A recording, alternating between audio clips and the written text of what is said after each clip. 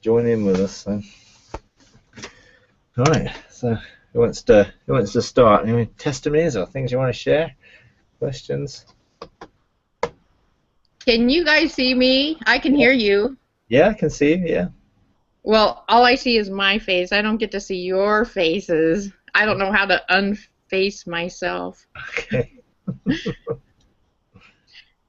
So, well, I'll go even though I'm looking at myself. It's kind of weird, but Normally my you can friend is click going to on the come and box. fix There's a me little box on the screen. so they can. If you click on it, it should come or click I know it onto. looks different. Yeah. All right.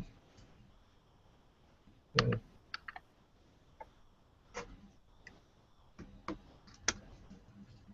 Anyway, never mind. Oh, yeah. I have to look at myself all the time, so don't worry. Okay, I can see you now. Yeah. I have a very helpful friend. Yay! I'm glad I have a friend.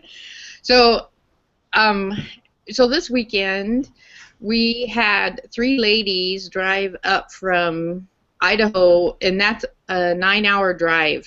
They came from the southeast end of Idaho to come up here and to listen to Michael, but also to try and understand what is this bench of 3? How do we get going? But I know that I believe they're in your beta program. All right. Okay.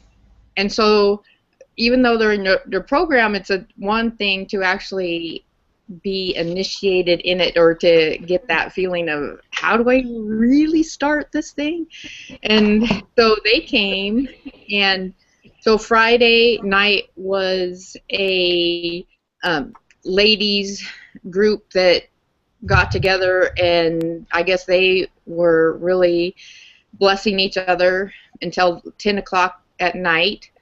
Then we had baptism Saturday, and then Saturday I spent about 4 hours with them at their hotel room going through an exercise, and it was funny just to see because they had so many preconceived ideas of how it was to just begin to just pray as a bench of 3. There were 3 of them, and how to posture yourself.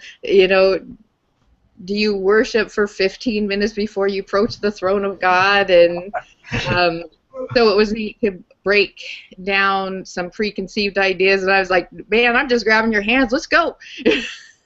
And you can do that if that's what you want to do as a group or not, but we're just going to go through an exercise. I'll show you how simple it is to engage practically anything that you want. I told them that our group, we wait for the Holy Spirit to kind of guide us and tell us, what He would like us to see and do, and but I took them to the storehouses for themselves, their individual storehouse, and I said, I want you to go and explore what do you have in your storehouse, what is in there for you, and they were exploring, and I think within 10 minutes I called them back. I said, okay, you can always go back. Once you found it, you can always go back and explore a lot more. And then I said, and so Jesus is next to me, and he has a box, and he hands you the box and to open it and see what's inside the box. And one lady, she goes, I don't see a box. And so I saw the spirit of wisdom come through. It was like a party, a Hispanic party with the piñatas. I mean, just the atmosphere is just celebratory, and the street just parted as wisdom came down and just put her forehead to forehead, nose to nose, eyes to eyes, and just started doing something. I'm like, what is she doing? I don't know. And inside her was this great pearl that it was her that was coded and coded and coded and coded, and it was time to release the pearl back to Jesus, and he would exchange something for that pearl, Oh. and and then we saw her go off with the angels, and she was going to shofar class. She was like, they're gonna teach her to shofar. She was like, we're like waving goodbye, see you later. And then the other two ladies, just the neat things that were presented to them, and so this was over the course of 4 hours of talking about past experiences and then their own. So it was really neat I said, I want to give that feedback to you because you need, need to know that the thing that you set your heart on is igniting fires and comes to me, and then it goes out and it continues, and you have no idea that any of that's happening, but yet you are the instigator of these amazing things and to help groups just like that. So of course they're mountain time and they really want to get a hold of you and ask you more questions than your head could possibly handle. Not you. You're very patient. You're awesome. So I told them I would get your information to them, and hopefully if you have any groups that are in mountain time, they would like to try and join. Okay. Yeah, sure. I mean, it'd be good. It'd be good to do that. I mean, I'm trying to, engage these legislation groups. So that's my next sort of thing. Those are a part of the Engaging God thing. I'm doing legislation groups specifically for this sort of thing, to engage, to actually do legislative things rather than the relational side of it, which is great, and that needs to be, there all the time. But these girls, their heart they are very legislational. So that was awesome. Okay. Well, I know that is. Maybe you can email me their contacts, and I'll see whether they've already signed up for the legislation group or not. Because there is a mountain time group that I'll need to try and engage with as well as others. So yeah, that'll be good. Yeah, awesome. It's always great to see hunger and someone willing to drive 9 hours. Exactly. We had the same thing. We had people here from over the weekend who came down from different parts of the country to just spend the weekend here, and we spent some time with them and talked to them, and then they engaged with us on the Sunday and had a look around what we do today. So it's great to be able to just demonstrate something and show that it's a journey. We didn't start off doing what we're doing now. We started off, with a simple obedient step. In our journey and what we're doing in terms of community center and, day center and housing and all the things we do, rehabilitation, started with a once a month soup kitchen where we gave soup out. That was it for 10, 15 people, if that. Now we feed and we clothe and we house. We feed sort of 70, 80 people a day, and do a massive things. And so people just look at the end and think, "Wow, this is amazing," but they don't actually see the 15-year journey of small steps of obedience that God takes you on to get you where He wants you to be. And that's for all of us is the reality. It's a journey, and that journey is many, many small steps of obedience, quite often not really knowing what you're doing, but looking back and seeing God's hand in it and His direction in it over time. So it's really good to hear, that people are sharing and God's doing that sort of stuff. So yeah, I'm really blessed by that. Excellent.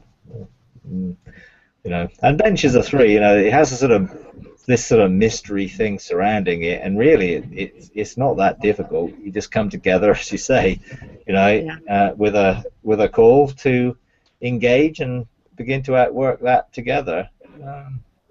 I think there's a lot of mixture out there at the moment as well, where sort of people are trying to mix old and new wineskins and sort of try. I had a few conversations over the weekend with some people who are sort of trying to sort of almost, for me, just mix old and new. And it's like, for me, a bench of three just works together in unity and relationship. Simple.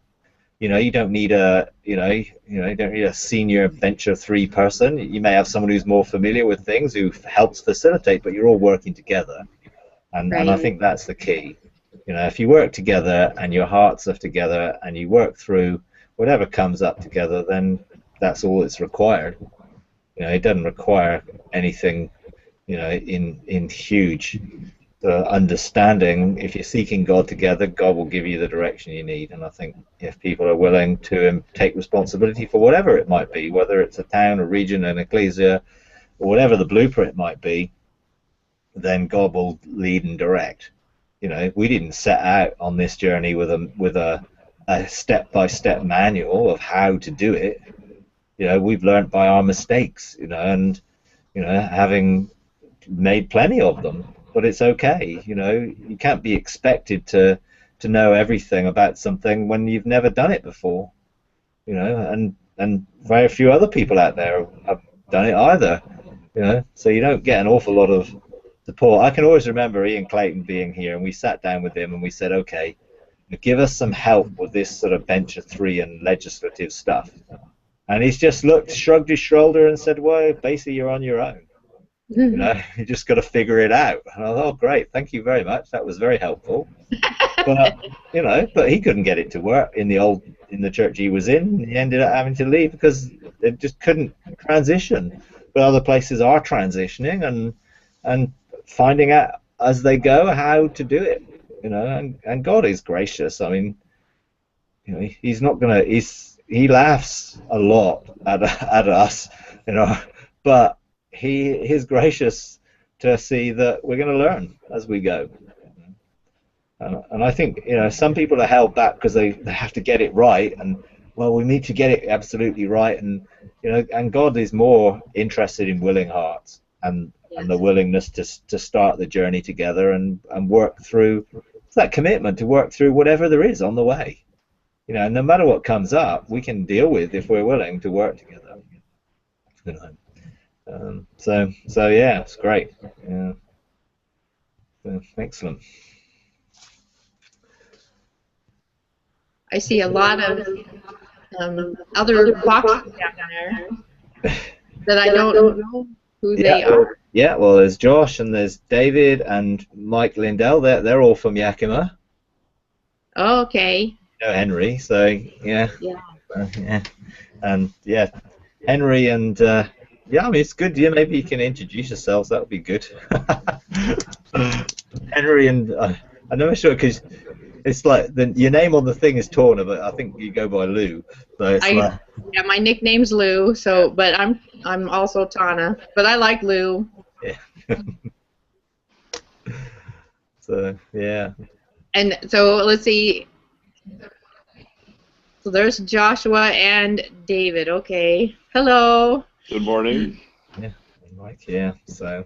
Morning. It's nice to meet you. Yeah, because I think you're all from the sort of eastern Washington area rather than north or south or whatever. So I think you're all sort of around the same sort of area, and so that's good. Good to connect up. So any other things, questions, or anything anyone wants to share?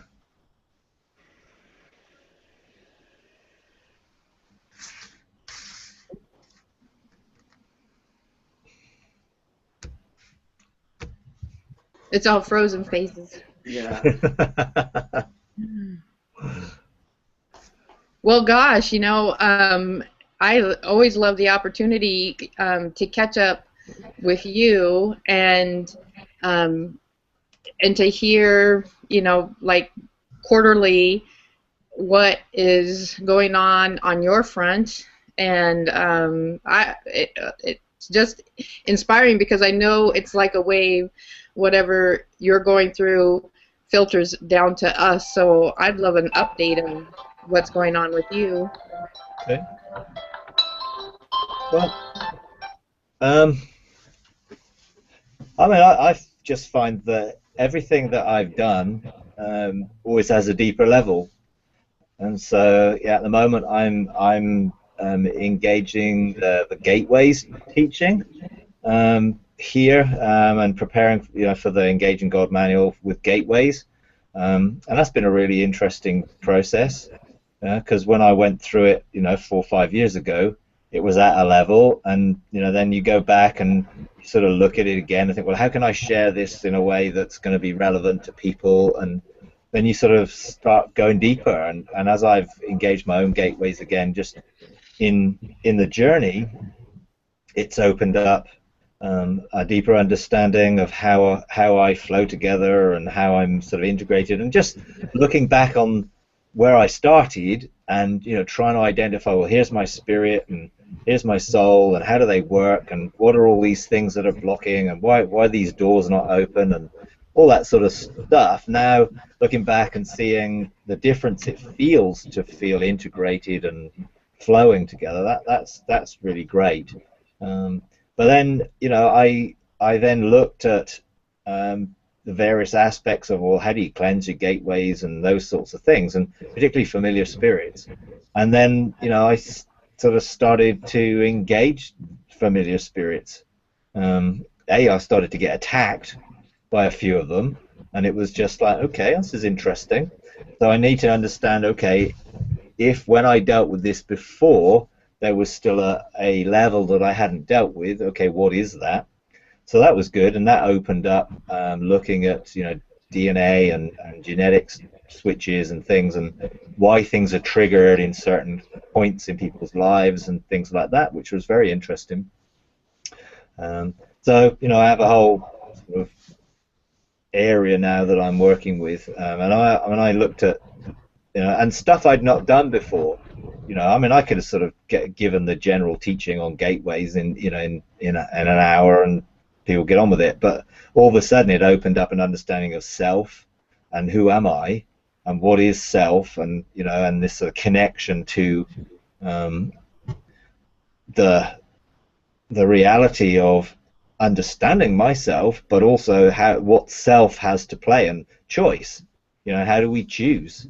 And what influences our choices? Because bottom line is, you can have everything of your spirit functioning, or your soul wonderfully giving you direction, but you still have to choose.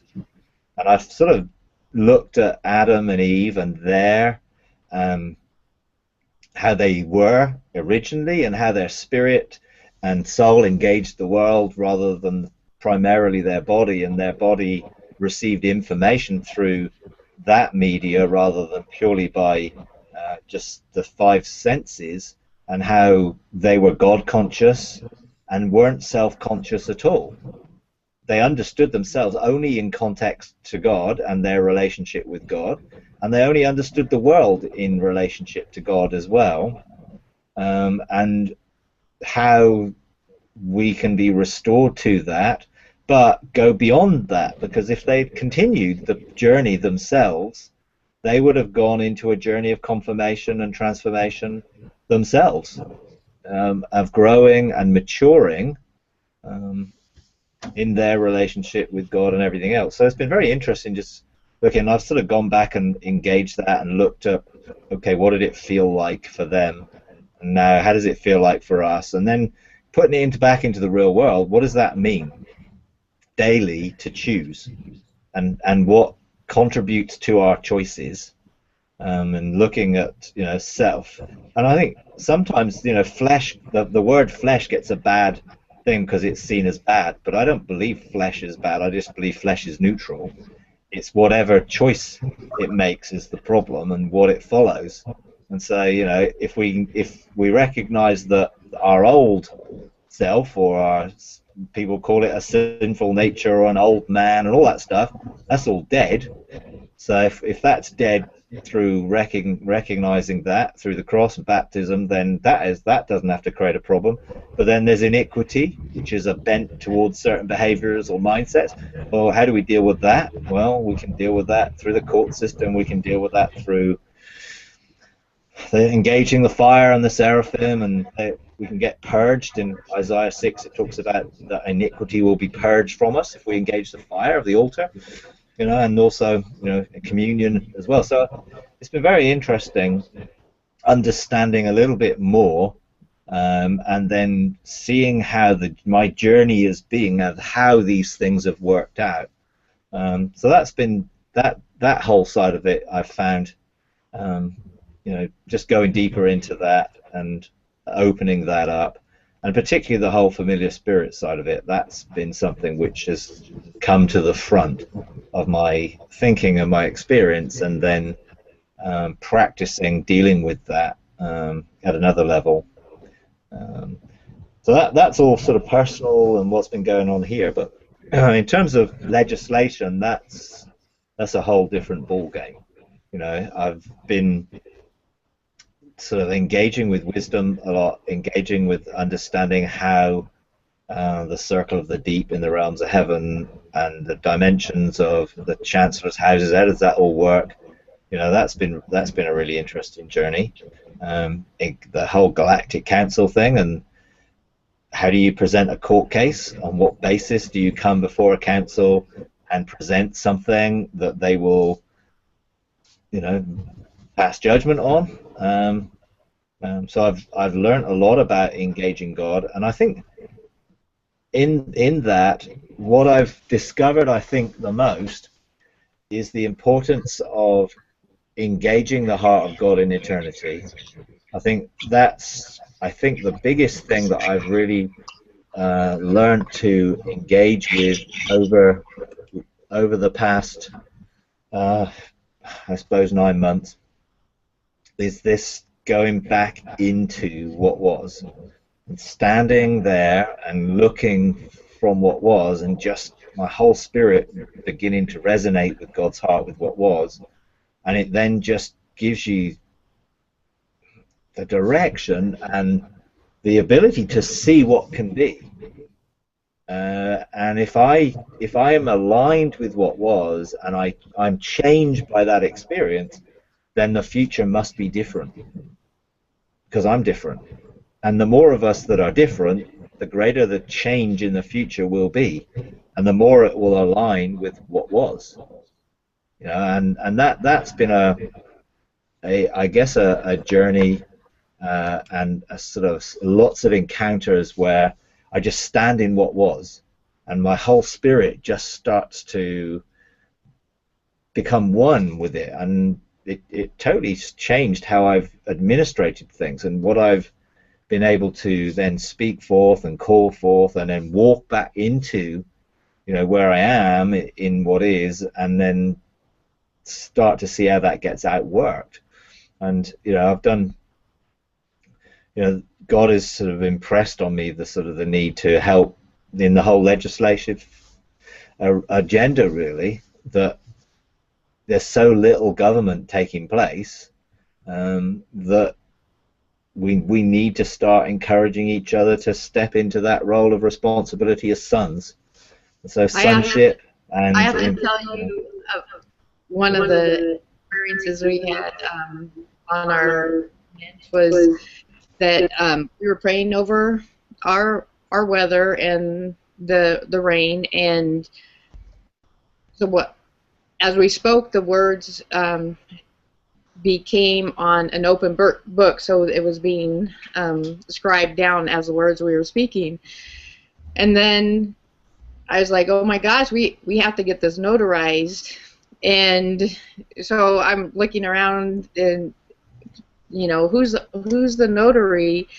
And I look to the right, and there's Ezekiel, and he comes over with his ring, and he stamps our book, like almost like a passport book or something. He notarized that, and one of the bench of three said, he's like, hey, and I'm heading to the door, but Ezekiel, he came up to me and goes, he bopped me in the middle of my head, and I was like, what was that?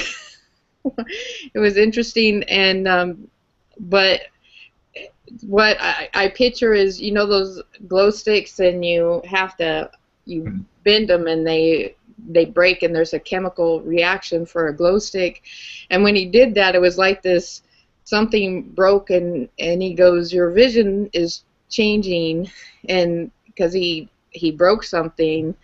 And then I was gone. I was off doing something else, but it was interesting to I've never had a notary before, but it was important to get a notary this time, and it was interesting. Oh yeah, I mean, and it's you sort of learn more protocol and just begin to engage. How do we do these things? And some of the things, there's a lot of technical terms that people get confused over. What's the difference between a law and a mandate, and what is a scroll and that sort of thing. And it's just like they're all sort of terms that can be used in legislation, but we need to understand the different aspects of them. And all of us have got a scroll, but then there are also scrolls for each nation, each area, or each city, and that scroll carries with it a blueprint, which is a plan. And then once you have the blueprint, then you can then receive mandates to outwork that blueprint. And then once you're operating in government, then you can legislate things to put them into law. And we've done a lot of practicing here, how to get and establish a law. And what's the difference between a law and a mandate? Well, a mandate's given to you. A law is either already in existence and it's revealed, so you have authorization to function, or you get to make the law and establish it. And we've practiced various aspects of that. Now we've got all our sort of 7 mountains occupied. They're all now coming up with lots of stuff. They're all practicing, all engaging, all going on their mountains, and so then they're coming back with like, wow, what's all this? And yeah, and so I think the Harmony Mountain said, okay, well, we've been told that we need to establish 3 laws. The law of inheritance, the law of restitution, and the law of recognition. So I'm like, okay, great, go ahead. Oh, well, we don't know how to do it. Well, I'm sure God will show you. Well, now, can you help? So then, our 12 comes together and said, okay, well, we're going to step in and we're going to engage. How do we get these 3 things? Are they the same thing in 3 aspects or whatever? Let's all engage. So we all stepped in, and we all received a revelation, and some were very clear, like, okay, God says you're authorized to do this and this and this and this and this, and some were more, okay, given the context to which these 3 things were outworked. But in essence, then we shared it all. It's all comes together. And so then we have to say, okay, well, what does this look like from a how do we scribe this, as you write? So who's going to put this into a script, an order, that then all of our mountains will know that they're authorized, and our bench of 7 will know that the church is authorized to operate under the law of inheritance. So what does that look like on the ground? So now there's an authorization, but what does it mean? Because once you've got a law in place, then you have permission or authorization to function under that law. Because most people think laws are negative things. Actually, they aren't. Most laws are positive. Most laws give you permission to do things. Right. And so we then have this law, and then we then encourage, our benches, okay, what does this mean for your mountain to have the law of inheritance in place, or the law of restitution? And so it was a really good process. And we've done that a few times with different things, and just continually just practicing, and then helping people to then have the confidence to do it themselves. And it was really obvious when you looked at what we got when we all stepped in as 12, those that were more confident in saying, God says you're authorized to do this, and those who sort of didn't feel quite as confident to come out and say, God said this, or we saw this on the scroll, but they brought out that which they were getting. And then when they saw, and they thought, okay, so you're saying that what you saw was this, and you presented it in this way. Yeah. Okay, so then you just help people to get confidence. Right. And the next time we do it, hopefully more people will feel confident to actually say, yeah, this is the legislation. And then ultimately you can go before the Court of Kings, and you can sit with a scroll, and you can release that law or legislation from your spirit in the area that you're authorized to function in, because we can operate under God's kingship, and in a sense, outwork the things that he's already put in place. But there are things that actually he wants us to take responsibility for and to begin to legislate for our own areas, and so we've had a great time really, where different mountains that we have are really starting to function, and one mountain particularly, I mean, they are just coming out with reams of stuff, declarations, bills of rights, laws of this and laws of that, and it's just like, whoa. So in a sense, we pulled together an area, I think using Slack, which is a sort of an online cloud area that you can collaborate in, so that people can put all the stuff in there. And we have things called revealed laws, so things that have been revealed but not yet ratified. So they put them in there, we all look at it, we see them as revealed laws, and then we would go step into heaven and get them sealed, agreed in heaven. We agree them, we get heavenly agreement, and we've got agreement between heaven and earth. And that's where you get it sealed either in the Court of Chancellors, or then you get it put into legislation in the Court of Scribes. And then you can get angels involved, and then you get the angelic, hey, they see this and it's like, hey, wow, we want to be involved. It's like once you have legislative things authorized, then you then have a whole level of authority which is different. A lot of times we're doing some things because we're making declarations or we're making decrees out of the desires of our heart and out of the desire to see change and transformation. But once you learn to legislate, it's something a whole different ball game. The authority that you have changes once you have things in legislative order, and then you can take the authority you have and begin to use it. And so I'm really excited by what we're going to see, because I keep saying it's great doing all the stuff in heaven, and we have to do that first. But what does it look like on earth? What difference is this going to make? Who are going to get their inheritance back, and what is that going to look like? And what does the law of restitution mean when we're going to see the enemy give sevenfold back from what he's stolen? Well, that's going to be interesting to see. So I'm sort of thinking, we're on a great journey. People are really beginning to step up, and now this is a huge change in 12 months for us, because 12 months ago people just struggled to take responsibility. They just, we kept giving them responsibility and giving them permission and encouraging them, and they were just so reticent to deal with it, because we found out when we then did some court cases and sort of, okay, well, why do people struggle taking responsibility when they have it and they've been given it, but they don't want to use it? And it, again, just religious institution past. What happens when you step up and then you get knocked down, and you're accountable, so people are going to blame you, and we had a whole ream of accusations that people have come under.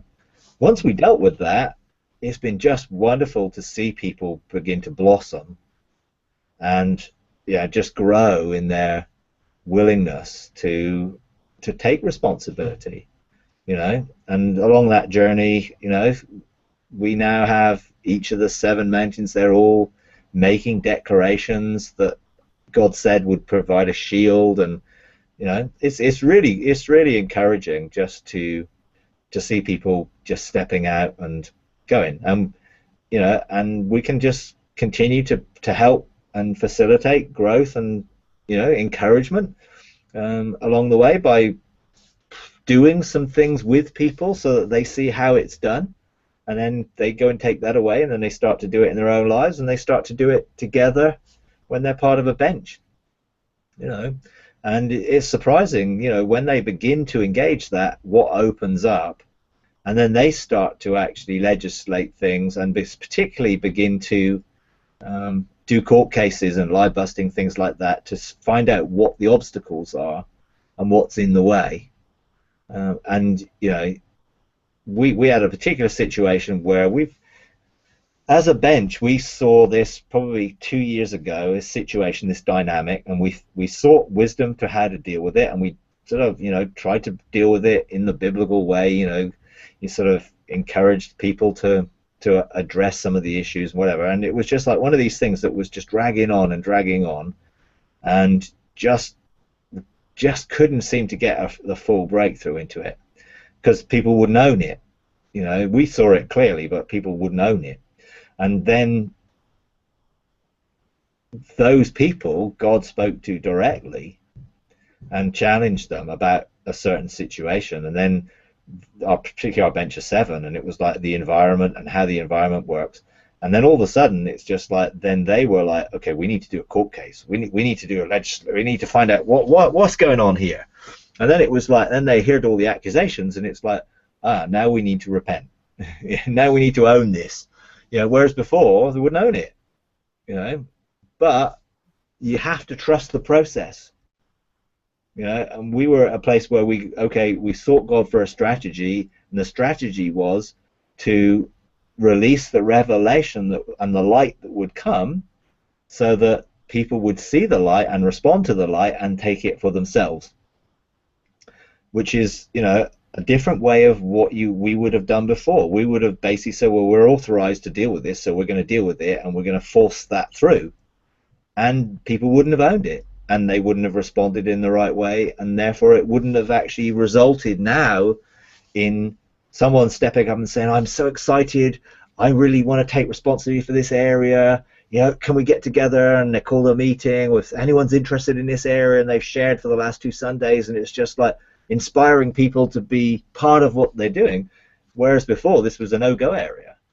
So you can see how things change when you deal with the dynamics and the blockages, and you release and nurture people to operate in that authority and that level that they've been given, and encourage them by asking the questions, and each step then unveils something else, and you see more uncovered, and more things happen. And it's always great to have testimony, of how these things work.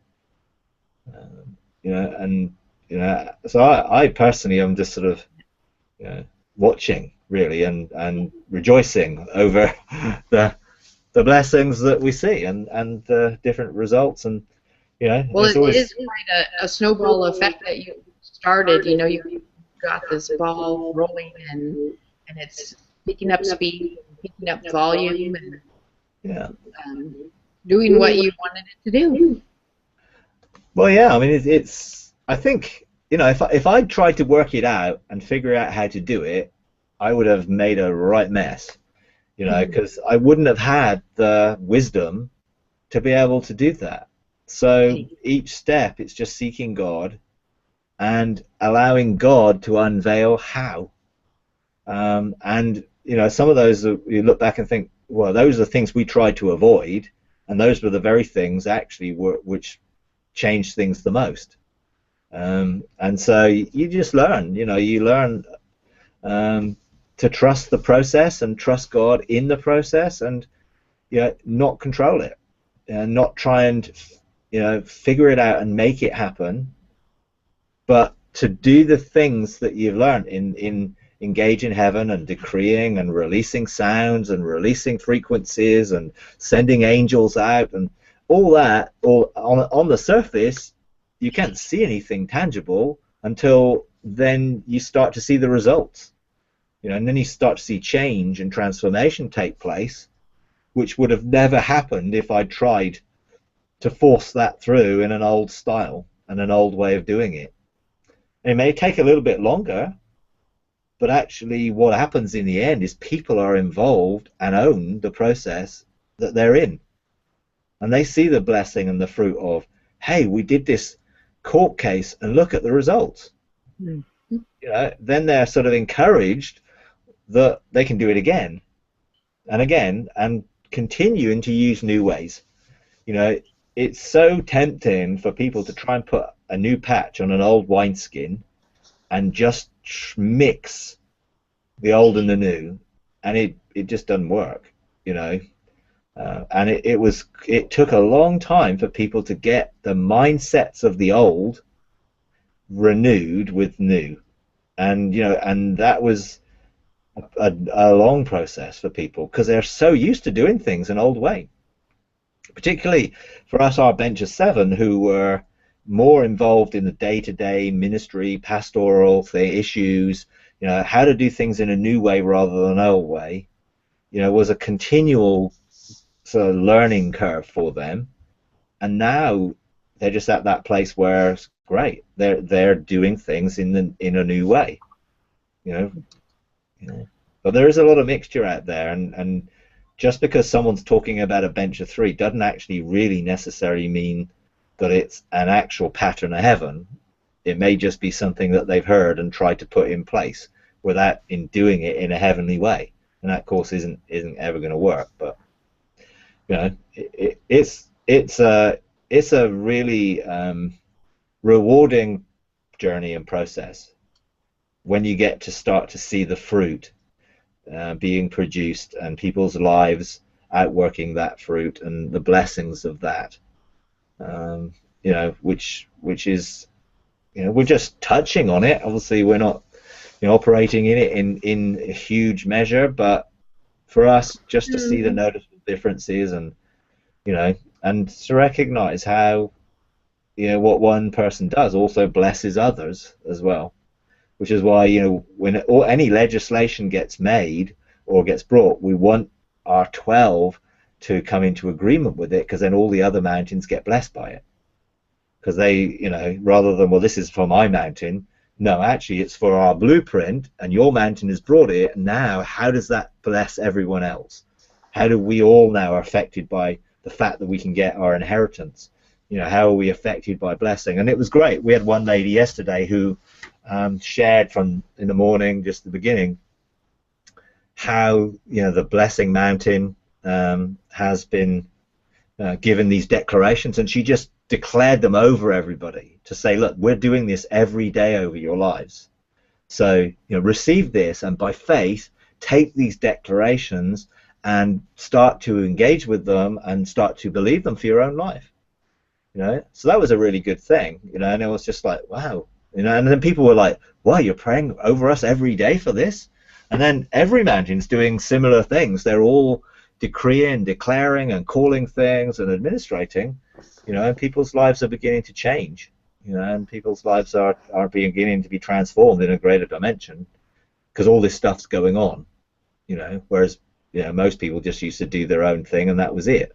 How can I take responsibility for anything else? I've got too much on my own plate. But now things are growing and maturing, so it's awesome. Anyway, anyone else want to share or ask something or testify to anything that's going on? Feel free. I would say this, Mike, to what you're saying. When you have such a diversity, so many people that are doing the engaging of heaven, it's something you have to continually watch, is to not compare yourself with them, because it can become almost disheartening. And these ladies who were with Lou were actually, I got to talk to them a little bit. I could see how that was part, like, how do we do any of this? And just realizing that God brought them to that place, that He's going to continue to carry them on to where they need to go. That they don't have to. It's something that stress can start really kind of taking over, because there's this anxiety that starts to build. Yeah. And the passion and the desire is a good thing, but it's like the enemy turns it on you and makes it so that it actually becomes something that creates defeat instead of success, because you miss that place of rest. Yeah, absolutely. I know for me, I have to constantly do that because of the old mindset, that wineskin that we come out of, because it's all about production. It's all about, how many people got saved, how many people are getting baptized, how many people came to this event, and so it was all about being able to look at a product that was produced instead of an eternal work that maybe is not even seen with the natural eye. Yeah, yeah. Oh, absolutely. Yeah. No, I totally agree. That's why, I focus so much on the relationship pathway to establish that as the foundation for any responsibility that you take, because you have to come out of rest from that place, and also it's allowing people to develop their own pathways. I'm just giving some testimony and some illustration for people to go and get their own, and that's the key for people to develop their own. And you can give illustrations and you can give a practical model, but people can develop it for in their own words, in their own way. And that's why when we do things like that, we always encourage everybody to share what they're seeing, what they're feeling, and what they're perceiving, and to add that to the mix. Even if some of them are not confident, we always encourage, okay, well, just tell us what it is you're thinking, what is it you're perceiving here, and you suddenly find, hey, well, that fits in totally with what's going on there, and of course that just adds to this, and then people then feel more confident because they know that they're catching something of what God's doing, So it is really, really important also to recognize every blueprint's different, and everything that God calls us to do is done through who we are as people, not in some formula. We need to do it relationally through intimacy with God and through dependence on God, not just following a formula, because there's always a tendency to follow a formula. Trading. Well, if I trade and I do this and I do this and I do this every time, well, then this will happen. And they're actually using the formula to produce something rather than the fact that I want more intimacy with God, so I'm willing to surrender anything to him because I just want more of him. And there's always that looking at the signs or the works or the things that are going on and missing, actually, it's all about God. I'm not really bothered too much about the externals. Is it producing deeper intimacy and more revelation of God, and therefore more of God's kingdom and his will and purpose being outworked? If it is, great. Then how it gets there is not as important as that it does get there. And I think some of that does come down to people being confident in their own identity and being willing to just do things the way God has made them, which will look very different from how he's made me or others, and that's fine. We're not trying to copy each other. We're trying to take some of the principles that have been learned and then applying them to our own lives, so that then we've developed that for ourselves and it becomes our own pathway, and then we have our own relationship and the way that God uses us in these things. But there's always that, as you say, well, the temptation to compare others who are more fruitful, or, well, they seem to be doing it, and you've no idea what's going on behind the scenes. It's like, people could look at us and think, well, all the stuff you're doing now, but they probably wouldn't have enjoyed necessarily the journey to get here all the time, because sometimes it's been really hard. It's been really hard having to resolve relational things and having to resolve some of the spiritual dynamics that come up, and Jezebel spirits and political spirits, and all the stuff that attacks you and tries to undermine it, and all those things. It's like they're not easy to deal with.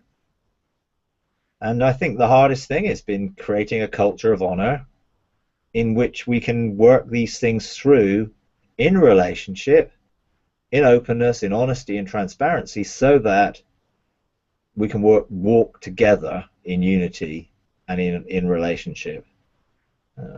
So yeah, I mean, I think that if anyone is mentoring anybody, it's getting them to hear God for themselves, not try and follow what someone else is doing. I mean, I think that's the key in everything. We don't want to set up another layer of mediatorial stuff between God and people. We want people to hear for themselves, see for themselves, engage for themselves, and grow and develop in that, into their own personal walk with God and relationship.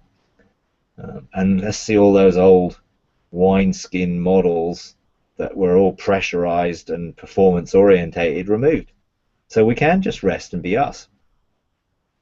I'm so much more effective when I'm me. I think it's like David was not going to put Saul's armor on. he didn't need a sword. He was going to use Goliath's sword, and God knew it very well. So, there's that whole sense that we don't need to be like anybody else, compare ourselves to anybody else, or individually or corporately. We just have to find who we are. What's my identity? What's our identity?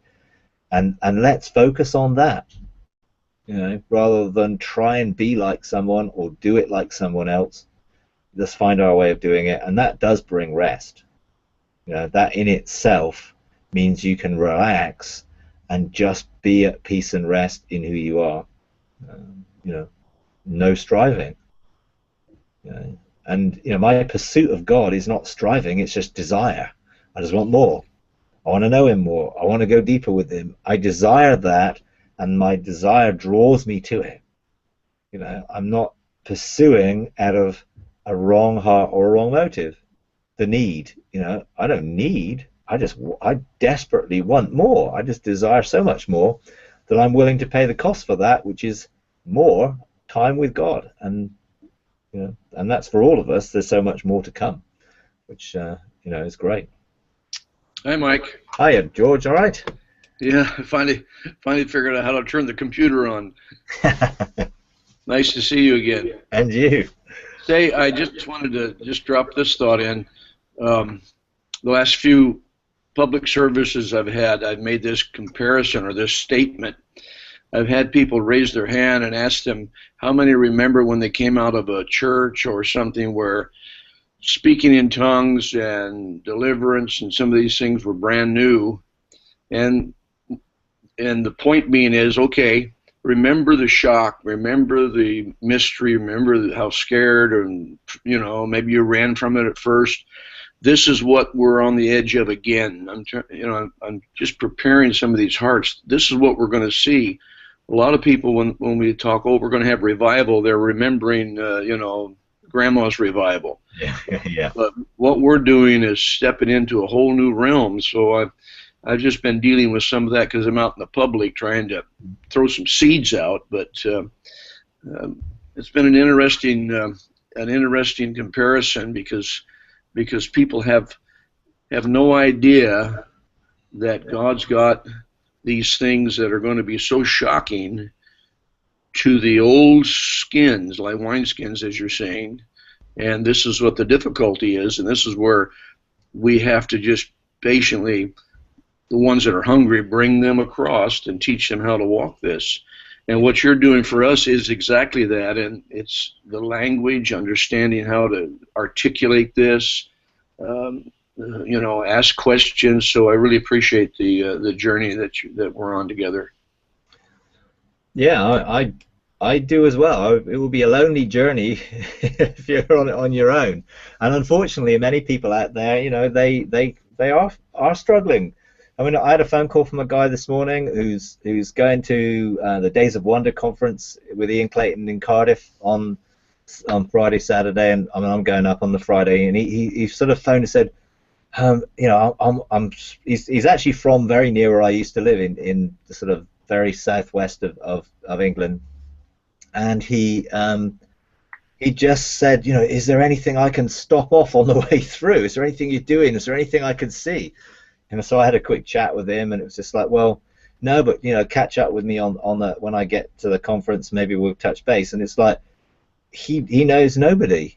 There's no one who's doing this stuff where he is. He's been on this journey, himself, and it's just like, well, I don't know anybody. So just to be able to talk to me. And me say, well, actually, I only lived a few miles away when I was down in that area, and yeah, you're not on your own. We're not that far away. It's like if you do need to to drop in, or if you want to touch base, it just, for him, it was just like, wow, I'm not alone. Because there are so many people out there that God has called, and they haven't got a grid for what this stuff is, or no one's able to talk, can talk to anybody. So I so appreciate being able to talk over with people and share and listen to testimonies and stories of how things are going. It's really encouraging for me. So I love to see people's growth and see how people change, and how people's testimonies have changed. And So this old wineskin thing is, you know, is a challenge for people right now. I mean, they are, you know, what happened in an old wineskin, it went rigid and hard, and then it will break, you know, and then it won't hold any wine. So we have to, you know, encourage people to see a new wineskin. You know, I don't want the old one just to break and everyone get messed up by it. You know, I want people to see, hey, look, this is getting rigid and old. Let's find something new, you know, and not try and mix. You know, it's so tempting to mix the old and the new, because the old is comfortable and the new is just woo out there. So we'll just add a little bit of the old to the new, and that will be okay. You know, and it won't work. Well, Jesus made it really clear that you can't put, you know, old and new together. They just don't work. So I think we're in that time. You're right on the event horizon of something new. You know, we're at that point where the old is becoming rigid and feels rigid to some people, and they're suddenly feeling, hey, this is no longer what it was. And it's a good illustration to say, look, it's okay. You've gone through these things before. Changes have taken place. You believe something different now than you used to. You've got different experiences now. This is just another one. It may be quite a radical one, but actually you've coped before, and now this is just normal to you. This will be normal Christian life in 10 years' time. Yeah, amen. You know, it will. Amen. For those who want to embrace it, and those who don't, they'll still carry on in their old structures, not benefiting from it. You know, those who are not praying in tongues or operating in the gifts of the Spirit and those things, they're not benefiting from those things now. You know, and those who carry on like that and don't embrace the heavenly things and the way to engage heaven in it, they won't benefit from it. You know, and people ask me quite a lot, okay, you know, next week we've got, you know, the 8th, and it's really interesting because we've got Ian Clayton, you know, over here on the 8th, you know, quite close, and I'm thinking, okay, 40-year anniversary coming to an end on the 8th. We're at a point where, you know, things are going to change. What's going to be the difference? You know, people ask, well, what's going to change? I said, well, nothing may change for you. If you've already crossed over and you're already embracing, well, you're just going to continue to get more, because there's going to be more grace available, because God is going to release more. But they said, well, what is going to happen to the old, those who don't want to cross over? I said, well, they may not notice an awful lot of difference, but what will take place probably is that God's government will be removed. His presence won't. You know, if 2 or 3 people are gathered in my name, he's going to show up in the midst, because he promises to. He's not going to not come. He's going to inhabit the praises of his people. There's still going to be, you know, times of worship and intimacy with God. It's just he's removing his government from those that are not functioning in a heavenly pattern. So there's going to be less authority in the old and more in the new. It won't mean that God isn't there, you know, and God's verdict is, well, I'm going to come governmentally and do it this way, but he's always wooing people, drawing people, want to encourage people to pursue something new. And you know, hopefully people will start to realize something's missing and begin to wonder what it is and start to pursue it. You know, I don't want to see, you know, a whole lot of devastation. I want to see a whole lot of drawing and desire and hunger being stirred for people to look for more. You know, that will be my desire, is that people will just know there's something more, and I have to find it. You know, and this is what this guy said to me this morning. It's like, I just know there was more. And then I started listening to some of your stuff and Ian's stuff, and I'm like, whoa, I never knew there was so much more. You know, that was what his reaction was. It's just like, whoa, it's completely expanded my whole perception of what's possible. So I think, well, yeah, that's great. Now just go for it. Simple little testimony. Yeah. My daughter got married 2 weeks ago, and the prognosis for the weather was really bad. It's an outside. We're going to be an outside wedding, and it was supposed to rain and so forth. So I said, okay, let's go to the court and make some changes. So I pushed it off. I said, I'm going to push this off for 2 or 3 days. And so we pushed it off, and it was 85 degrees, sunny weather. Perfect day for us. Yeah. It was a lot of fun. Yeah, awesome. Yeah, and those are the practical things when we start to say, no, we have authority to bring blessing. I think this is the key. We're blessed to be a blessing, and we carry God's government to release blessing, fruitfulness. That is God's desire in it. And we had a similar testimony as well. Someone gave a very similar testimony. They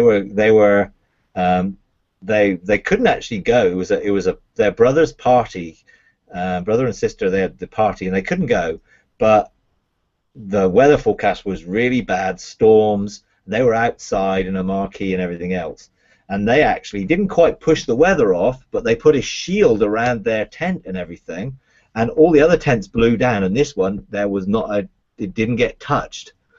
So again, you get sort of different levels of authority. They didn't feel quite that they could control the whole weather system, but they prayed protection and they put a shield and they sent angels around the tent, and trees blew down. But what they did administer was no one was going to be harmed. And actually a tree fell down and crushed a car and lots of things, but no one got a scratch. No one was hurt, and the tent that their brother was in was actually protected. So we have to start beginning to recognize that we have authority to do these things. So yeah, it's good. Okay. Anyone else want to share anything before we finish?